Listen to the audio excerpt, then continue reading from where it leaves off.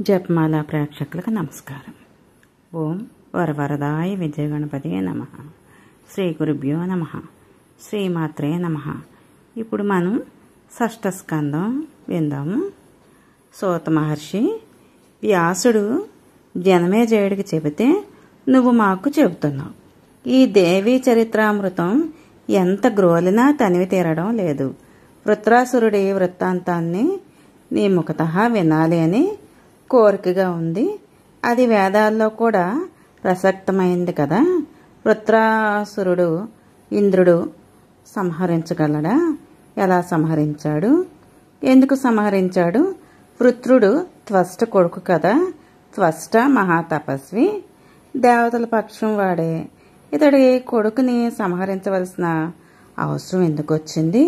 మహాబలశాలి అయి వృత్రుణ్ణి ఇంద్రుడు ఎలా సంహరించగలిగాడు? ఏదో మోసగించి మట్టు పెట్టాడని అంటారు. అది నిజమేనా?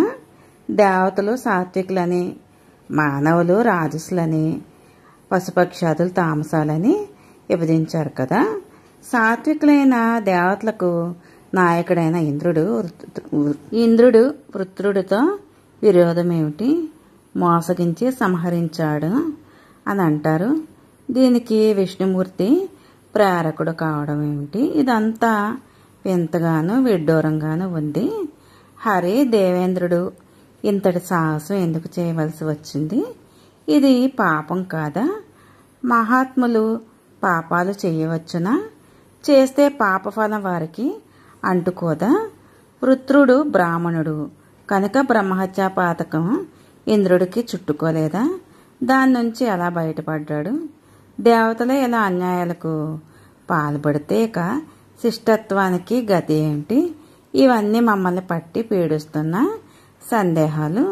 వీటిని పారద్రోలుతూ ఈ వృత్తాంతాన్ని సమగ్రంగా వివరించి పుణ్యం కట్టుకు.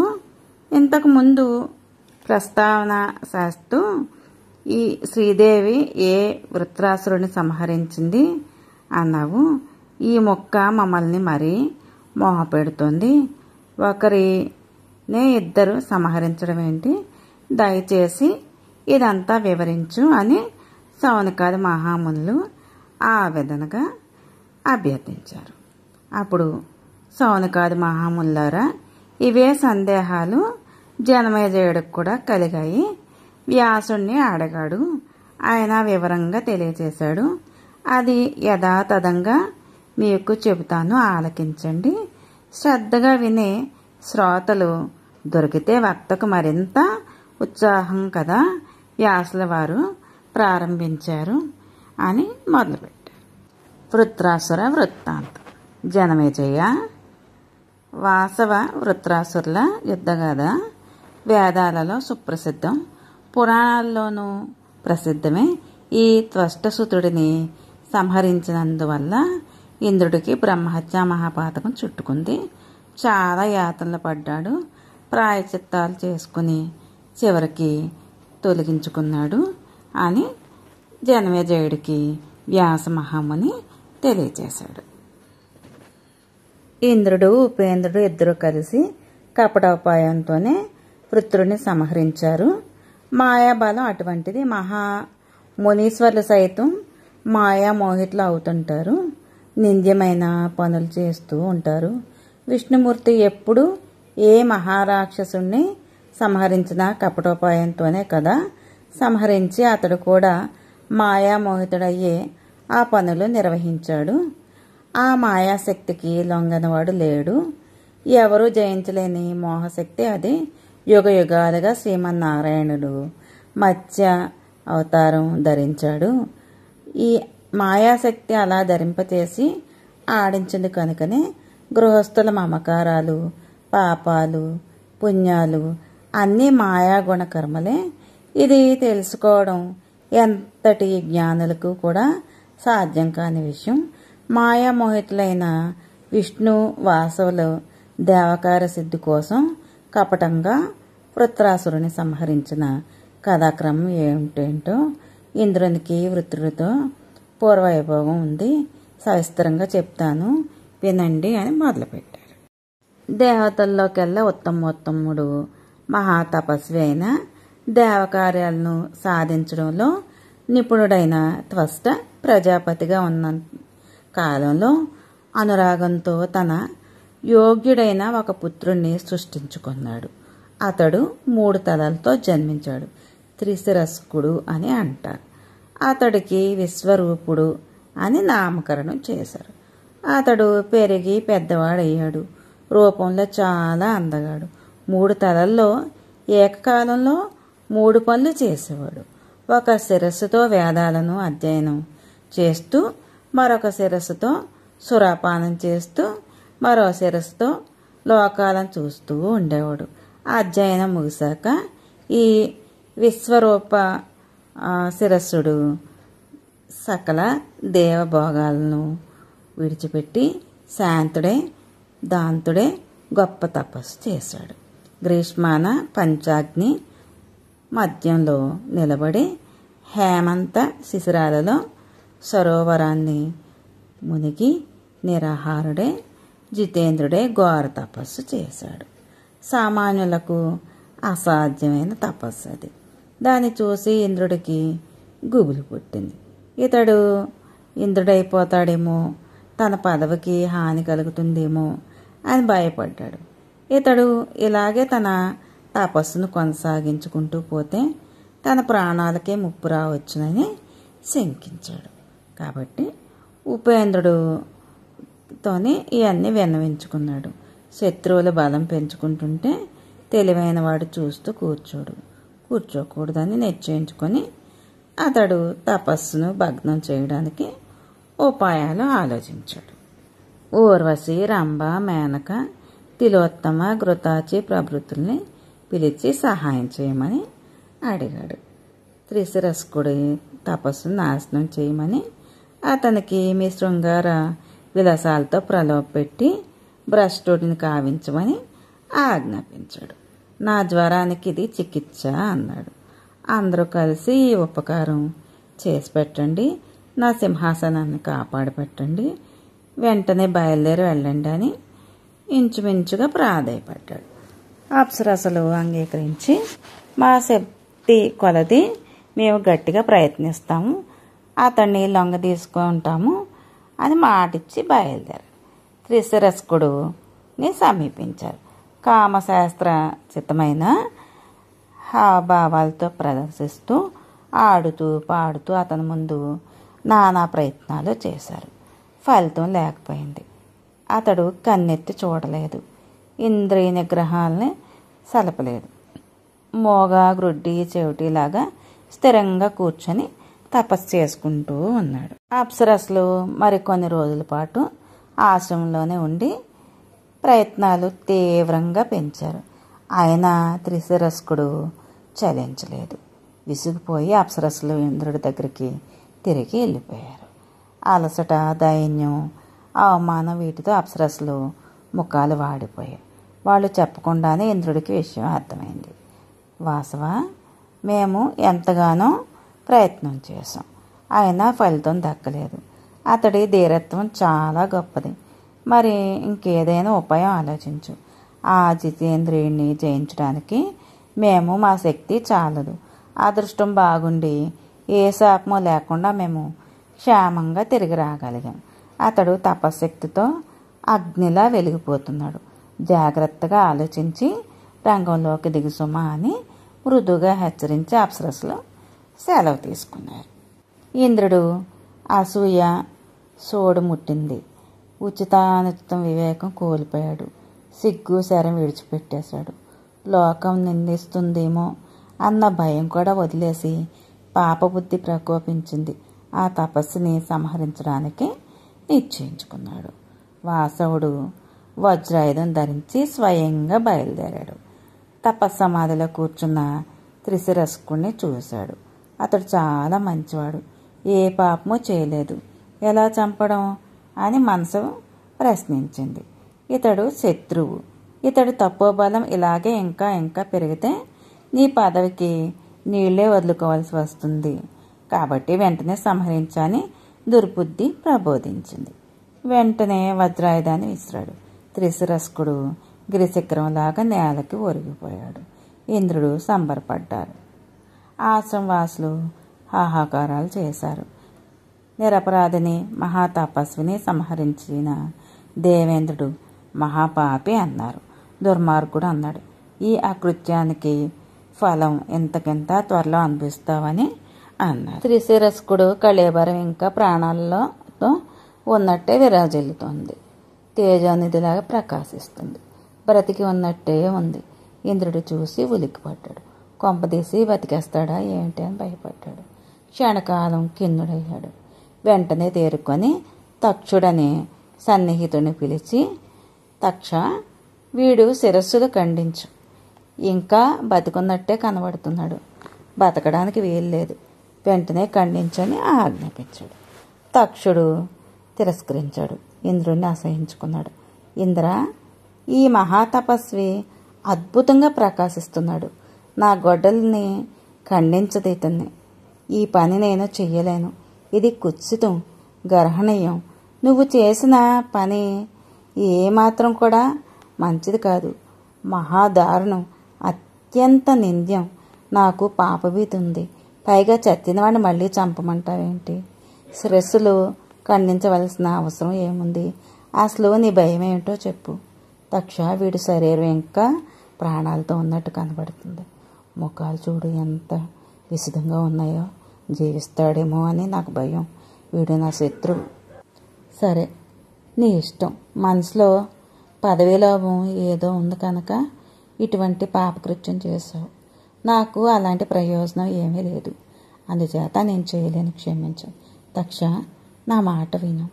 నీకు లాభం ఉండేట్టు చేస్తాను. యజ్ఞాలలో నీకు శాశ్వతంగా భాగం కల్పిస్తాను. యజ్ఞ పశువుల శిరస్సులు నీకు దక్కేట్టు చేస్తాను. నాకు ఈ ఉపకారం చేసి పెట్టు. వీడి శిరస్సులు ఖండించు. నువ్వు ఈ ప్రియం నాకు చేస్తే నేను ఆ ప్రియం నీకు చేస్తాను. కాదనుకో. గొప్ప అవకాశం జారవిడుచుకోకు. ఈ ప్రలోభానికి తక్షకుడు లొంగిపోయాడు. సంబరపడ్డాడు. గండ్రగొడ్డలు తీసి 3 శిరస్సులు ఖండించి 3 వైపులా విసిరేశాడు. ఆ శిరస్సులు పడిన ప్రదేశాల నుంచి పక్షులు వేల సంఖ్యలో ఆవిర్భించాయి. ఒక శిరస్సు ముఖం నుంచి కలవింక అంటే పిచ్చుకలు, మరో తల నోట్లో నుంచి తిత్తరి పక్షులు, ఇంకొక శీర్షక వదనం నుంచి కబ్బింజలాలు అంటే కౌజుపెట్టెలు అసంఖ్యాకంగా పుట్టుకొచ్చాయి. వేదాలను అధ్యయనం చేసిన ముఖం నుంచి కప్పింజలాలు, దిక్కులను నిరీక్షించిన ముఖం నుంచి తిత్తరి పక్షులు, సురాపానం చేసిన ముఖం నుంచి కలవింకాలు జన్మించాయి. ఆ దృశ్యాన్ని చూసి త్రిశిరస్కుడు మరణించాడని నిర్ధారించుకుని ఇంద్రుడు గాలి పీల్చుకున్నాడు. యజ్ఞభాగాలు లభించాయి కనుక అని తక్షకుడు సంబరపడ్డాడు. ఆనందంగా ఎవరిళ్ళకు వాళ్ళు వెళ్ళిపోయారు. ఇంద్రుడు బ్రహ్మహత్య మహాపాతకానికి ప్రాయశ్చిత్తం గురించి ఆలోచించడం మొదలుపెట్టాడు. ఇక వృత్రాసుర జనం. పరమ ధార్మికుడైన పుత్రుడి మరణ వార్త తెలిసిన త్వష్ట పరమ క్రుద్ధుడయ్యాడు. ఏ పాపము ఎరగని తన కుమారుణ్ణి సంహరించిన కాబట్టి నేను సంహరించే మరో పుత్రుడిని సృష్టిస్తాను అని చెప్పి అన్నాడు. ఇంద్ర, నా తపశ్శక్తి ఏమిటో చూపిస్తాను నీకు. నీ పాపానికి ఫలితం అనుభవిద్దువు గాని అని మనసులోనే దృఢంగా సంకల్పించుకున్నాడు. వెంటనే క్రోధాగ్నిలో సమానంగా యాగాగ్నిని రగిల్చుకున్నాడు. అధర్వణ మంత్రాలతో అష్టరాత్ర హోమం చేశాడు. అగ్నిగుండం నుంచి పాపకోపముఖుడైన పుత్రుడు ఆవిర్భవించాడు. ఇంద్ర శత్రు, నా తపశక్తితో వృద్ధి పొందు అని త్వష్ట ఆశీర్వదించాడు. క్షణాలలో అతడు ఆకాశమంతా ఎదిగిపోయాడు. దశ దిశల బోరటిల్లి విరాట్ స్వరూపంతో నిలబడ్డాడు. కాలమృత్యువులా ఉన్నాడు. తండ్రి, ఏం చేయమంటావు ఆజ్ఞాపించు. ముందుగా నాకొక నామకరణం చెయ్యి. నువ్వేదో బాధపడుతున్నట్టున్నావు. ఏంటి కారణం? నీ దుఃఖాన్ని నశింపచేస్తాను. ఇది నా వ్రతం. నేను జన్మించాక కూడా నా తండ్రి దుఃఖించడమా? వీలు లేదు. నీ దుఃఖం ఇప్పుడే తొలగిస్తాను. కారణం చెప్పు.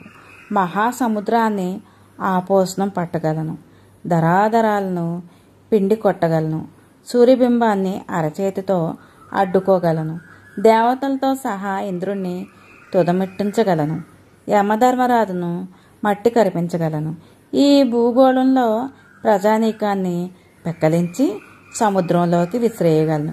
తండ్రి, ఏం చేయమంటావో చెప్పు అని. ఈ మాటలకి త్వష్ట మురిసిపోయాడు. పుత్రక, వృజనం నుంచి నన్ను రక్షించడానికి నువ్వు పుట్టావు కనుక ఇప్పటి నుంచి నీ పేరు వృత్రుడు, ప్రఖ్యాతిగాంచుతావు. వృజనం అంటే దుఃఖం, త్రాణనం అంటే రక్షణ. నీ అగ్రజుడు త్రిశిరస్కుడు ఉండేవాడు. మహాతపస్వి, వేదాంగవేత్త, సర్వ విద్యా విశారదుడు. తపస్సు చేసుకుంటుండగా ఇంద్రుడు అతని సంహరించాడు. వజ్రాయుధంతో సంహరించాడు. నిరపరాధి సంహరించాడు. అటుపైన అతడి 3 శిరస్సులను ఖండింపచేశాడు. అందుచేత ఓ పురుషు శార్దూలమా, నువ్వు ఆ పాపిష్టి ఇంద్రుని సంహరించు. వాడికి సిగ్గు లేదు, పాపం లేదు, బుద్ధి అంతకన్నా లేదు. బ్రహ్మహత్య మహాపాతకానికి వాడిని నువ్వు సంహరించాలి అంటూ త్వష్ట పుత్రశోకంతో బోరున విలిపించాడు. కంఠం బొంగురుపోయింది. అంతలోనే తేరుకున్నాడు. వివిధ రూపాల దివ్యాయుధాలను సృష్టించాడు. వృత్రుడికి అందించాడు.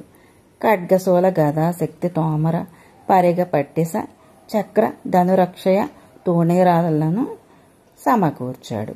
అది సుందరము, అత్యంతము దృఢమైన కవచాన్ని ఇచ్చాడు. మహామేఘం లాంటి రథాన్ని సృష్టించాడు.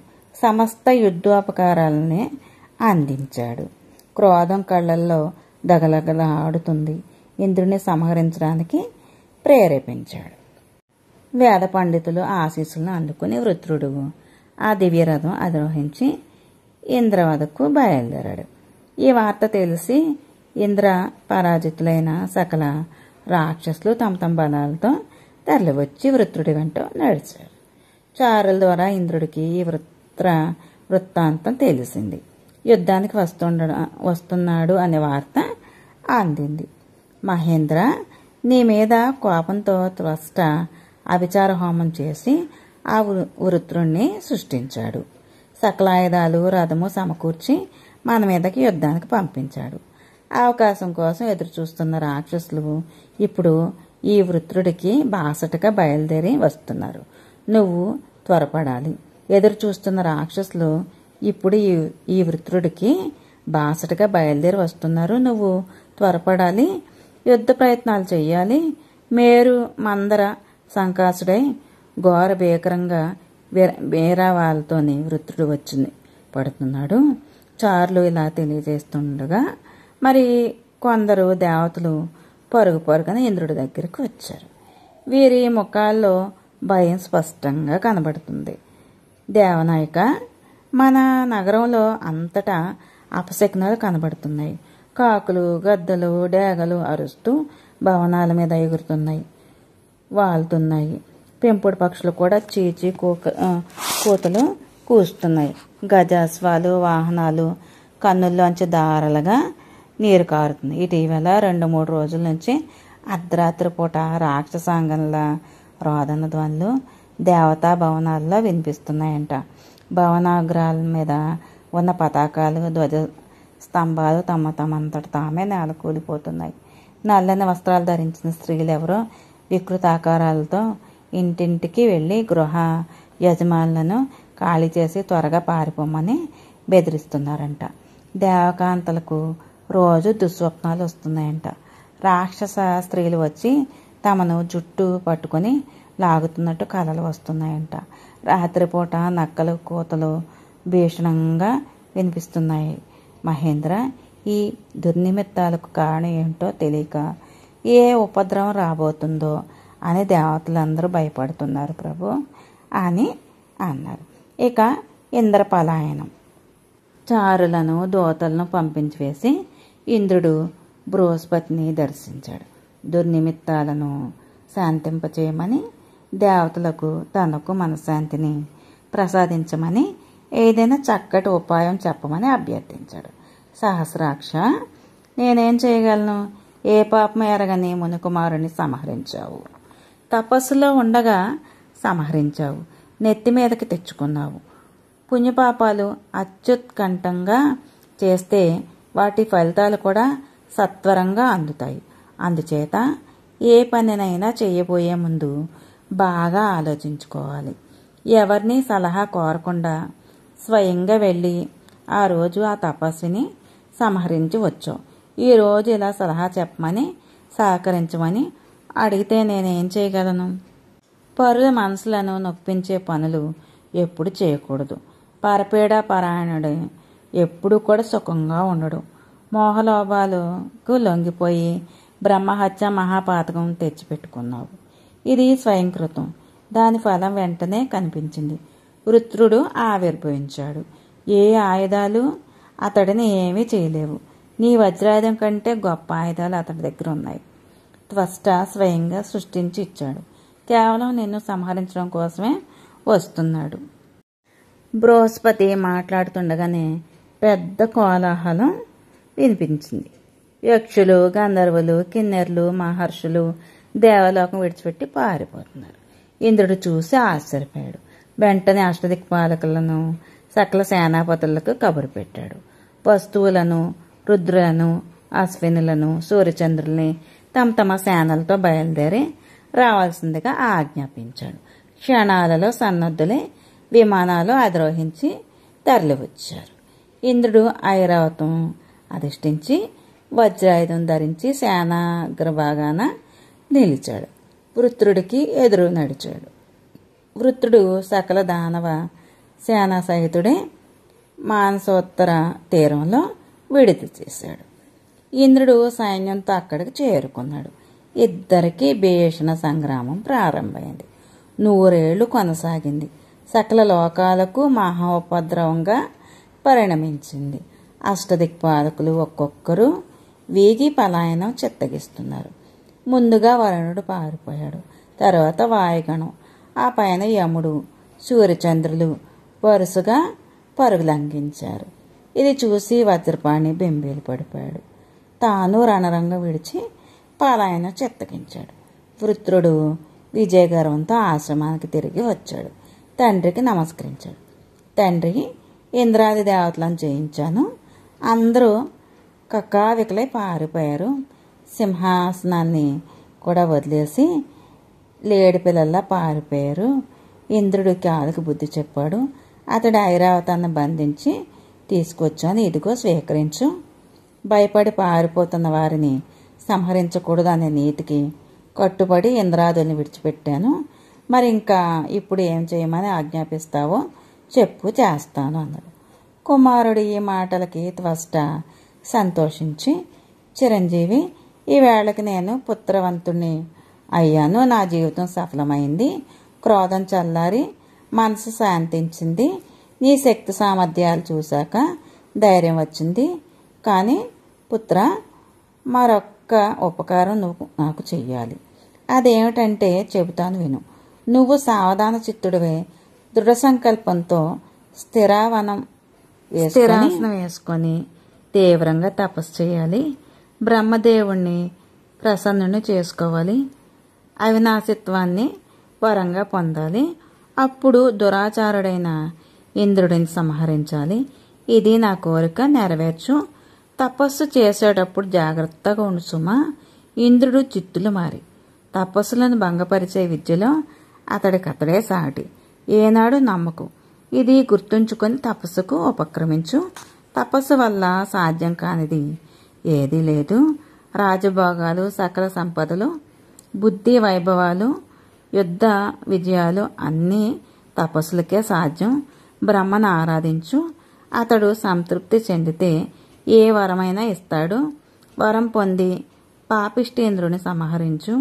తపస్సు చేసుకున్నట్టుగా నిరపరాధిని సంహరించి నాకు పుత్రశోకం కలిగించిన దుర్మార్గుడు వాడు. అతన్ని అంతరింపచేసే వరకు కూడా నాకు మనశ్శాంతి లేదు. నువ్వే సమర్థుడివి. నా పుత్రశోకం తొలగించు అని అన్నాడు. వృత్ర తపస్సు బ్రహ్మవారం. తండ్రి ఆజ్ఞ శిరస వహించి వృత్రుడు వెంటనే బయలుదేరి గంధమాద పర్వత శిఖరం మీద చేరుకున్నాడు. పుణ్యనదిలో స్నానం చేసి కుశల పరుచుకొని స్థిరాసనం వేసుకొని కూర్చున్నాడు. అన్నోదకాలు పరిత్యజించి యోగ మార్గం ఆశ్రయించి సృష్టికర్తను ఆరాధించాడు. ఇంద్రుడికి విషయం తెలిసింది. కంగారు పడ్డాడు. తపస్సును భంగం పరుద్దామని ప్రయత్నం చేశాడు. గంధర్వ, యక్ష, కిన్నెర, పన్నగ, సర్ప, విద్యాధర జాతుల వారిని అందరినీ రకరకాల ప్రయోగాలు చేశాడు. అప్సరసలను అందరినీ కూడా వినియోగించాడు. ఏ ఉపాయము పారలేదు. వృత్రుడు నిశ్చలంగా తపస్సు చేసుకుంటూ ఉన్నాడు. వృత్రుడి తపస్సు నిర్విఘ్నంగా 100 ఏళ్లు సాగింది.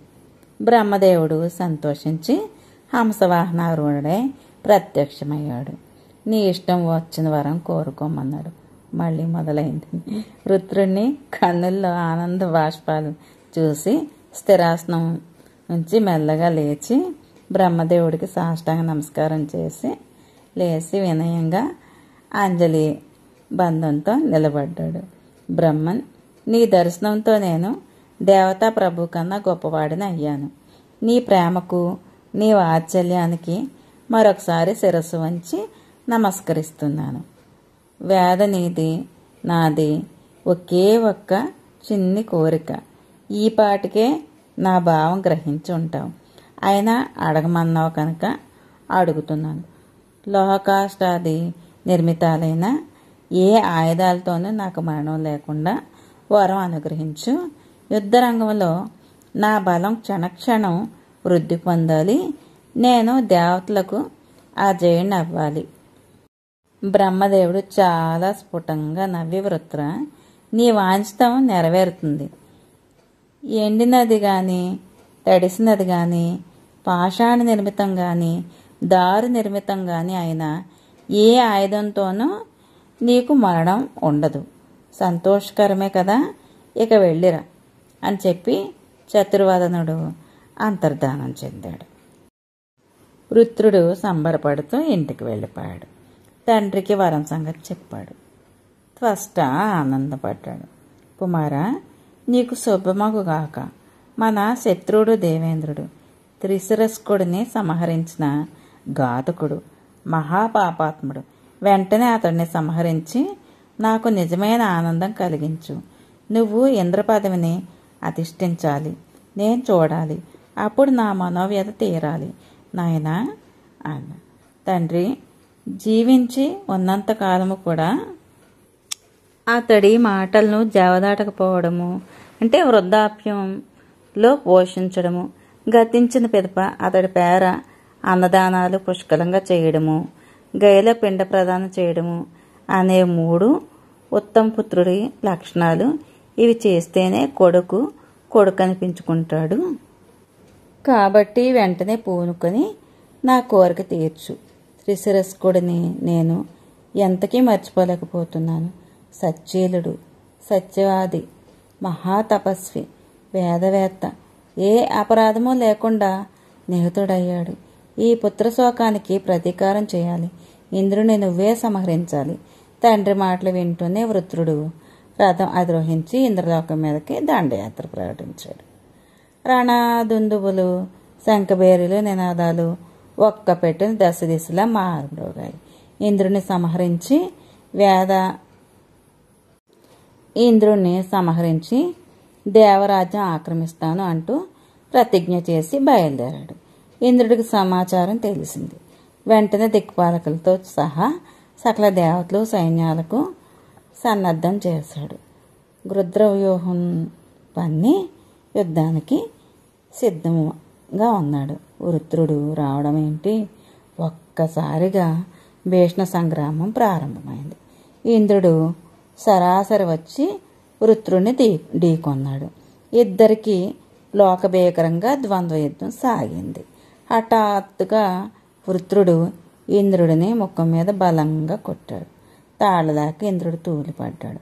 అతడు తేరుకునేలాగా వృత్రుడు బంధించాడు. త్వష్ట ఆనందంతో కేరింతలు కొట్టాడు. దేవతలు ఆహాకారాలు చేశారు. జృంభిక ఆవిర్భావం. వృత్రుడికి కసి తీరలేదు. చేచిక్కిన ఇంద్రుని నమిలి మింగేయాలనుకున్నాడు. శరీరాన్ని వృద్ధి పొందించాడు. కొండ గుహలా నోరు తెరిచాడు. శచీపతి ఎడమ చేతి గుప్పిట్లోకి తీసుకుని నోట్లో వేసుకుని నమిలి మింగడమే తరువాయి. దేవతలు భయభ్రాంతులై బృహస్పతి సలహా అడిగారు. అతడు తన ఆసక్తతకు ప్రకటించాడు. అంతలోకి మెరుపులాగా అందరికీ ఒక ఆలోచన వచ్చింది. అందరూ కలిసి మహాబలశాలి అయిన జృంభికను అంటే ఆవలింతని సృష్టించారు. వృత్రుడి మీదకి వదిలిపెట్టారు. అది సోకడంతోనే వృత్రుడు పెద్ద ఆవలించాడు. నోరు తెరుచుకుంది. ఇంద్రుడు ఇదే అదనుగా అనుకొని తన శరీరాన్ని సంకోచించుకొని నోటి నుంచి బయటపడ్డాడు.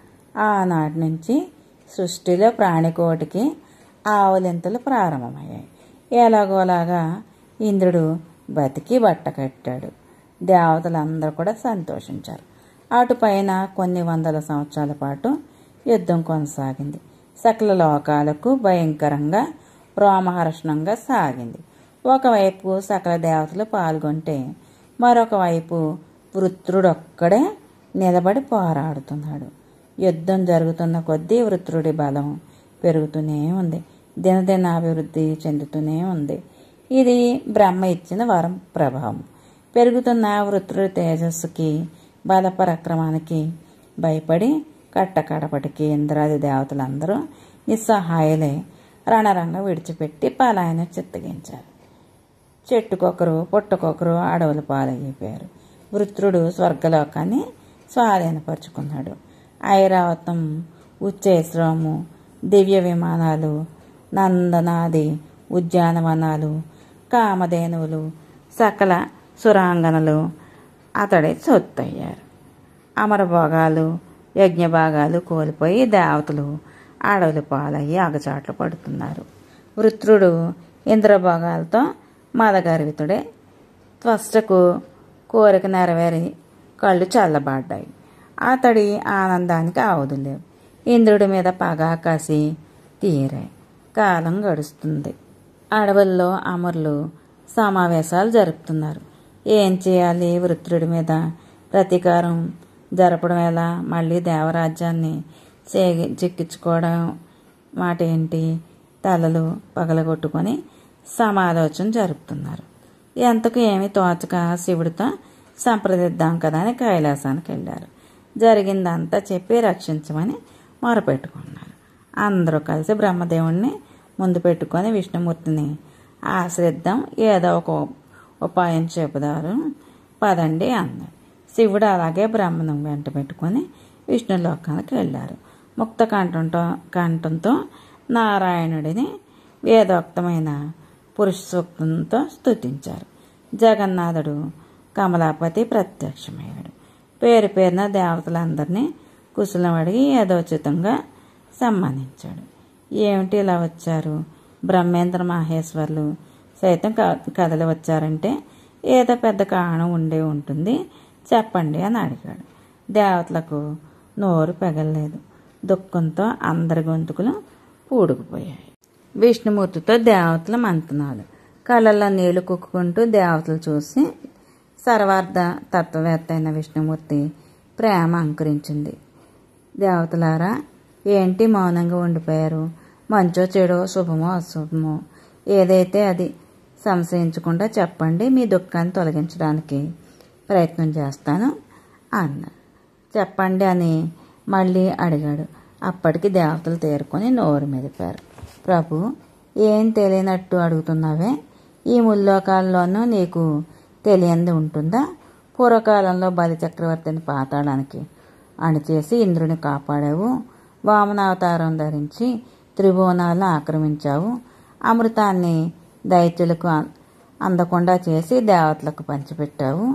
దేవతలకు నువ్వే ప్రభువి, ఆపదల నుంచి కాపాడే సమర్థుడివి. ఇప్పుడు నువ్వే మమ్మల్ని కాపాడాలి మహాప్రభు అని దేవతలందరూ చేతులెత్తి నమస్కరించారు. మిత్రులారా, భయపడకండి. వృత్రుడిని సంహరించడానికి ఒక చక్కని ఉపాయం చెబుతాను. మీరందరూ మునుపట్లాగా హాయిగా సుఖపడుతురు. కానీ మీకు హితం చేయడం నాకు ఆవశ్యకరం. అందువల్ల ఇందుకోసం నాకు బుద్ధిని, నా బలాన్ని, నా సంపదను అన్నింటినీ వినియోగిస్తాను. అంతగా అవసరమైతే మోసం చేసైనా శత్రువుని సంహరిస్తాను, మీకు జయం చేకూరుస్తాను అన్నాడు. సామధాన భేద దండోపాయాలు 4 ఉన్నాయి కదా. వృత్రుడు బ్రహ్మ ఇచ్చిన వరం వల్ల అయితేనేమి, త్వష్ట చేసిన సృష్టి వలన అయితేనేమి ఇప్పటికే అజేయుడు కనుక దండోపాయం పారదు. ఏకైక మహావీరుడు అసహాయసురుడు కనుక భేదోపాయం నడవదు. స్వర్గలోక సంపన్న అయ్యుండి కూడా స్వాయత్తం చేసుకుంటున్నాడు కనుక దానికి దిగిరాడు. ఇక లొంగ తీసుకోవడానికి సామోపాయం ఒక్కటి మిగిలింది. ఇది ప్రయోగించి కన్ను గప్పి ప్రలోభ పెట్టి ముందు అతడిని లొంగ తీసుకోవాలి. వాటిపైన గుట్టు చప్పుడు లేకుండా మట్టు పెట్టాలి. ఇది వ్యూహం. కాబట్టి గంధర్వులారా, మీరంతా కలిసి మహర్షులు వెళ్ళండి, వృత్రుణ్ణి ఆశ్రయించండి, శపథాలు చేసి నమ్మకం కలిగించి అతడి పక్షంలో చేరిపోండి. గాఢంగా మైత్రి నెరపండి. అదను దొరికినప్పుడు నేను ఇంద్రుని తీసుకుని వజ్రాయుధంతో ప్రవేశించి అతన్ని సంహరిస్తాను. ఇంతకన్నా మరో మార్గం లేదు. శటే శౌర్యం సమాచరేత్ అనేది రాజనీతి. దోషం లేదు. శౌర్యానికి లొంగని ఆ అర్జునుడిని అంతమొందించాలంటే ప్రతారణం ఒక్కటే మార్గం. వామన రూపం ధరించి బలిని వంచలేదా? మోహిని అవతారం ధరించి దైత్యులకి కిక్కురించలేదా? ఇది తప్పదు. దేవతలారా, మీరంతా ఈ క్షణం నుంచి మహాదేవిని ప్రార్థించండి, స్తోత్ర మంత్రాలతో శరణవేడండి. ఆ యోగమాయ మనకు సహాయం చేస్తుంది. మహాదేవి అంటే సాత్విక శక్తి, పరా ప్రకృతి, సిద్ధప్రద, కామద, అకృత ఆత్మలకి అందని చిచ్చక్తి. ఇంద్ర, నువ్వు కూడా పరాశక్తిని ఉపాసించు, ఆరాధించు, ప్రసన్నరాలు చేసుకో. శత్రువులను తేలిగ్గా జయించగలుగుతావు. ఆవిడ జగన్మోహిని. వృత్రుడిని మోహపరిచి మట్టు పెడుతుంది. మోహితుడిని జయించడం బహు సులభం. అసలు జగదంబిక ప్రసన్నురాలైతే ఏదైనా సుఖసాధ్యమే. లేదంటే ఏ కోరిక తీరదు, ఏ ప్రయత్నము నెరవేరదు. ఆవిడ అంతర్యామి స్వరూప, కారణాలు. అందుచేత ఆ విశ్వజనని సాత్విక భావాలతో, సాత్విక మార్గాలతో ఉపాసించండి. బలవంతుడైన శత్రువును ఎదుర్కోవాల్సి వచ్చినప్పుడు అమ్మవారిని ఆరాధించడం ఒక్కటే తక్షణ కర్తవ్యం. పూర్వకాలంలో మధుకైటవులతో నేను 5000 సంవత్సరాలు పోరాడి సంహరించగలిగాను. అదంతా అమ్మవారి కరుణ. అప్పట్లో జగన్మాతను నేను ఎంతగానో ఆరాధించాను. బ్రహ్మదేవుడికి ఎరుక. ప్రసన్నరాలే మధుకైటవులను సమ్మోహపరిచింది కనుక నేను సంహరించగలిగాను. అంచేత మీరు కూడా శ్రీమాతను ఉపాసించండి, కార్యం సిద్ధి అవుతుంది అని అన్నారు. మిత్రులారా, భయపడకండి. వృత్రుడిని సంహరించడానికి ఒక చక్కని ఉపాయం చెబుతాను. మీరందరూ మునుపట్లాగా హాయిగా సుఖపడుతురు. కానీ మీకు హితం చేయడం నాకు ఆవశ్యకరం. అందువల్ల ఇందుకోసం నాకు బుద్ధిని, నా బలాన్ని, నా సంపదను అన్నింటినీ వినియోగిస్తాను. అంతగా అవసరమైతే మోసం చేసైనా శత్రువుని సంహరిస్తాను, మీకు జయం చేకూరుస్తాను అన్నాడు. మిగతాది తర్వాయి భాగంలో విందాము. శ్రీమాత్రేయ నమః.